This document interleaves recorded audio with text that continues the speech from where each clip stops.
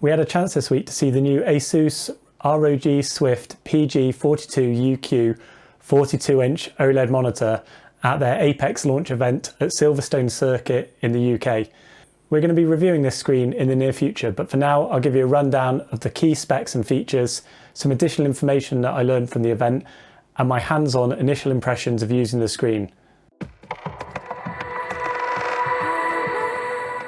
I've been using LG's 42-inch C2 OLED screen for the last few months on and off, and I found the screen size to be far more comfortable and practical than the older 48-inch and above OLED screens that they produced. I've had it on my desk, I've used it for a long time, and I think it's a much better size. Asus are now releasing their own equivalent 42-inch OLED screen. This time it's very much aimed at the monitor market. They've done away with loads of the features that are specific to TVs like tuners, streaming apps, smart TV functions, and instead added a whole load of additional monitor type features. The main specs of the screen are that it's a 42-inch OLED monitor. It's got a 3840 by 2160 4K resolution, a 0.1 millisecond grey to grey response time, a 138Hz maximum refresh rate, and it supports NVIDIA G-Sync and AMD FreeSync. The screen looked attractive, slim and sleek on the desk, and despite its large size, it still looked and felt like a monitor, particularly more so than competing 42-inch OLED TVs like the LG C2. It will fit nicely alongside the rest of the Asus ROG range, many of which of these were on display at the event as well. The screen is obviously aimed primarily at gaming and HDR consumption. On top of its 120Hz native refresh rate, there is a small 138Hz overclock available via DisplayPort, giving you an extra boost in the refresh rate, your frame rate, and potentially in the motion clarity of the screen. The 4K Ultra HD resolution provides a sharp and crisp image and is well suited to a screen of this size without needing to use any additional scaling at all. There's a 0.1 millisecond grey to grey response time spec, which should at least be fairly realistic on an OLED's panel, certainly more so than the 1 millisecond and below response times you see in the LCD market. Asus had several of the screens set up at the event for PC and console gaming. The image quality looked excellent, you had excellent colours and deep blacks, and smooth motion clarity from what I could see in that initial testing. They also had the 48-inch PG42UQ model hooked up to some sim racing rigs in triple screen, which also looked really impressive. That's basically the same screen with the same features and specs, but just in a larger format. The picture quality was excellent and it provided a very immersive racing experience when we tested it out. It was really good to see the NVIDIA G-Sync compatible certification to give you some reassurance around the VRR performance. The screen can also support FreeSync from AMD systems using the adaptive sync protocol. Unfortunately, we did confirm that the screen doesn't seem to support BFI or black frame insertion. That's a real shame, we felt, because that is a really good technology on OLED panels, giving you a really smooth and clear image for those who like to use it. We spoke to the legend Vincent from HDTV Test at the event, who confirmed that LG Display have actually dropped this technology from current OLED screens for some reason. That's a real shame, we'd love to see that coming back at some point. Delving into the on-screen display menu showed the usual range of Asus monitor type, preset modes, overlays and settings. They have been included on this model despite its large size. Speaking of the on-screen display, it was good to see a 5-way joystick control on the bottom edge of the screen that gave you quick and easy access to the menu. It was quick, snappy and intuitive to use, and Asus have also provided a small remote control that can be used to control some of the settings if you're sat a little bit further away from the screen. It's not as feature-rich as a TV remote, but it does provide you some basic control over the screen settings if you need to. While we were unable to test this at the event, we would expect the input lag of a screen like this to be much lower than competing OLED TVs. It's built as a monitor after all, and there's none of the additional smart TV functions, motion interpolation or any of those additional features that you will often find on TVs. So the input lag should be really low. We'll of course test that when we get to review the screen in the very near future, so stay tuned. A screen of this size and type is of course really well suited to console gaming. It can support 4K resolution at 120Hz, and from our conversations with the product manager, it should support HDMI VRR for variable refresh rates from both the PS5 and Xbox Series X.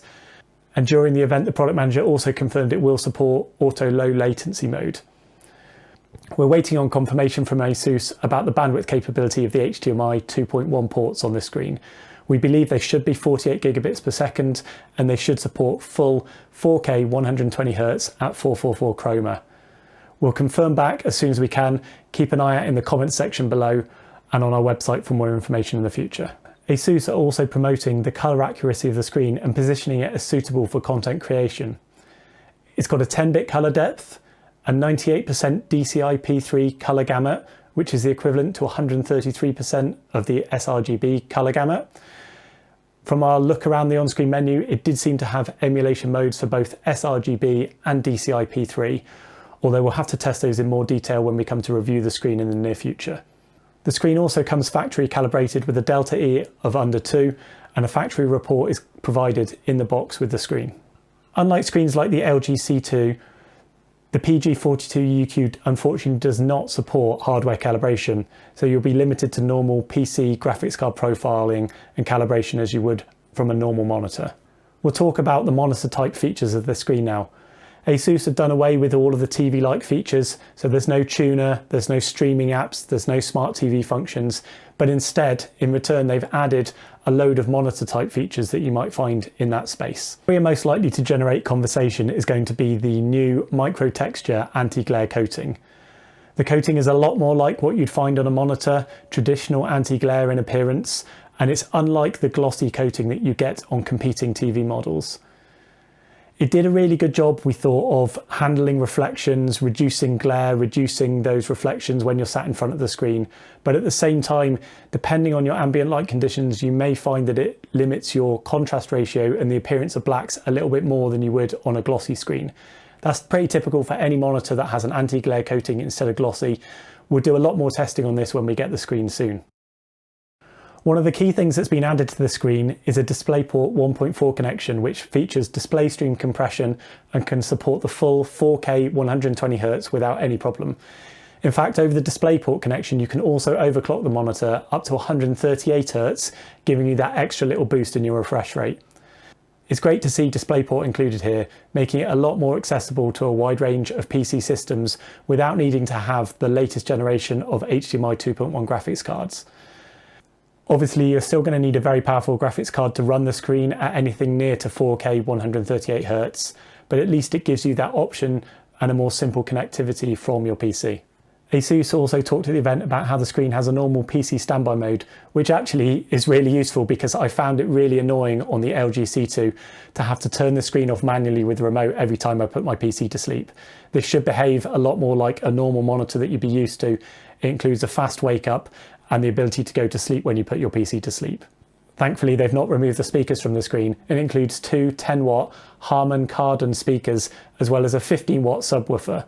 So it will be capable of producing some decent sound, whether you want to use it for your console, your PC gaming, or just have a separate screen to plug in external devices. They've also provided a load of USB ports dotted across different positions on the screen, including one right on the top with a tripod mounting socket as well for easy access and mounting of a camera. Don't forget that these USB ports are going to behave a lot more like they would on a monitor, so they can act as a hub for your peripherals, your other devices, your USB sticks. They're not going to be the same as a USB port that's on a TV that is really designed just to stream content onto the TV and can't interact with your PC. The stand is also a small improvement over a TV, offering a limited but fairly useful tilt adjustment. This is one step up beyond TVs, which really don't offer any ergonomic adjustments. There's obviously no height, swivel or rotate on a screen this size, but it was good to see at least tilt being provided from the stand here. The PG42UQ is also really well suited to HDR content. It's got a 1.5 million contrast ratio made possible from the OLED panel, and each pixel can be turned off individually to produce true blacks and basically a near infinite contrast ratio. That also gives you per pixel dimming for HDR content, so you avoid all those issues with blooming and halos that you would get from any mini LED or edge lit, backlit monitor. The screen's also advertised with a really impressive 900 nits peak brightness for HDR, which would actually put it about 200 nits brighter than competing models like the LG C2. We look forward to confirming whether that's possible and achieved during our testing in the near future, but right now it does seem like it's going to be capable of offering a better peak brightness than some of the TV options in this space. Asus said that this was made possible by the addition of a custom heatsink that is designed to keep the screen cool. There's no need for any additional fans or anything like that, so the screen is silent, but the heatsink will help dissipate the heat, and it's supposed to help lower it by about 10 degrees centigrade. The product manager did say that the 900 nits peak brightness would only be achieved as long as the screen remained under 50 degrees centigrade. If it goes higher than that, then apparently the brightness will drop a little bit to help preserve the OLED panel and avoid issues with burn-in and lifespan and that kind of thing. There were 3 HDR preset modes in the menu for consoles, for movies, and for gaming, giving you flexibility to set it up for those different uses and change your settings if you want to. There's also an additional setting in the menu called adjustable brightness. Once you enable that, you can change the brightness of the screen in HDR mode, giving the option to limit your peak brightness to something lower if you want to, if you find it too bright, or if it's going to suit your room conditions a bit better. While the screen samples on the day didn't include the final version of the firmware, we're told there might be a couple of tweaks in this area, but we did have a chance to explore the on-screen menu and look at the screen protection features.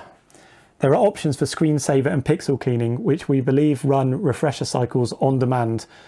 The screen will also suggest running these at certain periods of time, which we believe are still being tweaked by Asus at the moment. There's also a familiar screen move function, which shifts the image by a few pixels from time to time, and also a logo brightness adjustment to help avoid image retention on images with common logos or head-up displays in games potentially. We don't believe the screen includes any kind of ASBL or auto static brightness limiter function that would dim the screen when it detects static usage for a period of time. That's great news, because obviously if this is going to be used as a monitor and you're going to use it day to day for your desktop apps or anything else, you don't want it dimming unnecessarily at random times.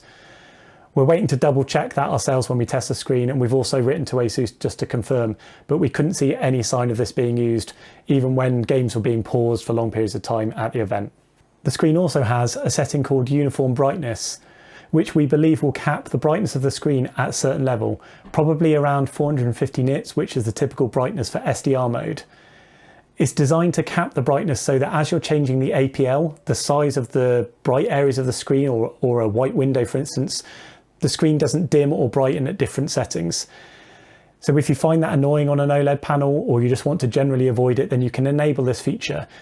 You're not going to get the same peak brightness that you would in HDR mode with this enabled, but if you find ABL annoying or anything like that, then it's a useful setting, particularly probably in desktop applications and that kind of thing. If you're unsure what any of these terms are, what APL is, ABL, or any of these things, check out the links below and I'll link you to our article where we explain all of that in more detail. Thanks to everyone who submitted questions about this screen. We're going to answer some of them now. If you've got any other questions, please feel free to leave them in the comments below and I'll come back to you as soon as I can. First question is, does it have black frame insertion? So no, unfortunately the screen doesn't have black frame insertion. We're told that LG Display have scrapped this from their modern OLED panels. It's a real shame. We looked all through the menu, all through the settings. It wasn't available on the screen, unfortunately, at all. The next question, or rather comment, is OLED with a 0.1 millisecond refresh rate is the holy grail. Now, if they could just make a 27-inch 1440p 240 Hz VRR version.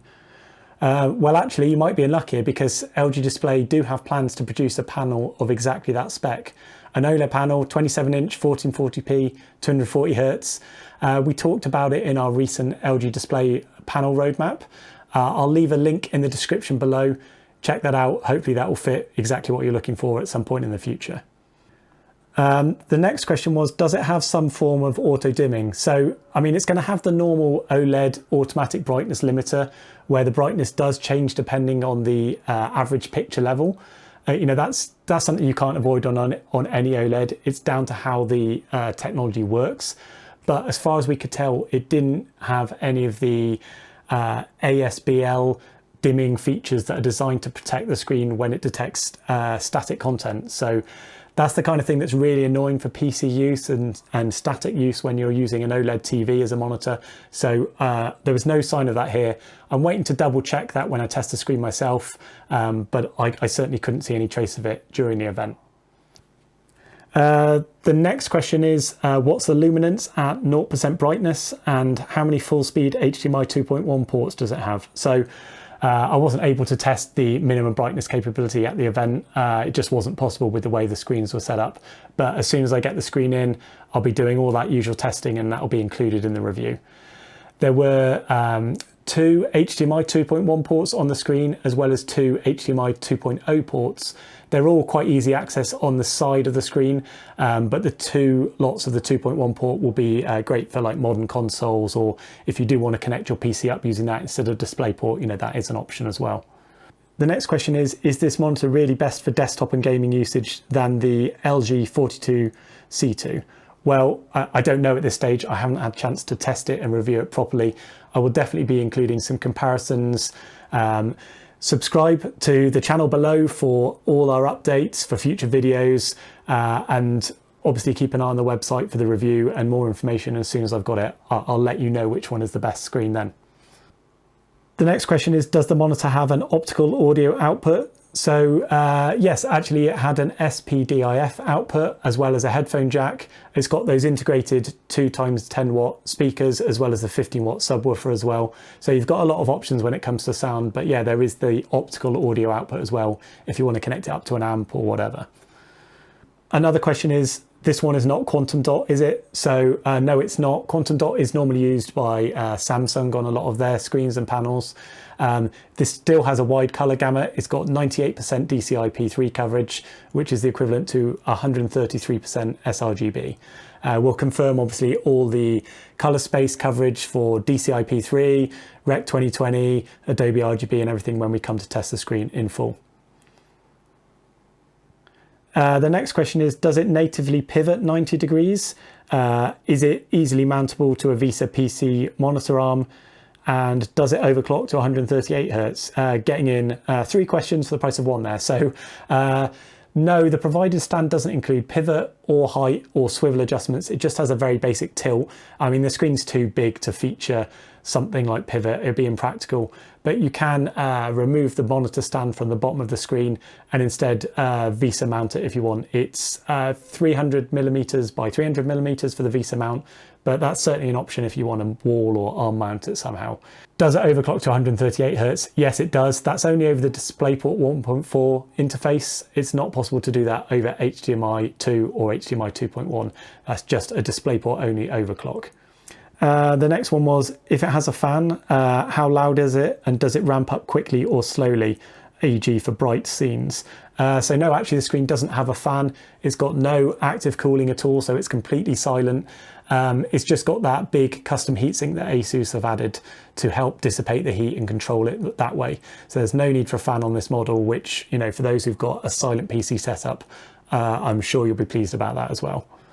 And the final question I've got here is, does it use subtle anti-glare like high-end TVs, or is it a full-blown matte? So it's a little bit hard to tell in the environment where they were set up, but it looked like a very traditional monitor anti-glare coating.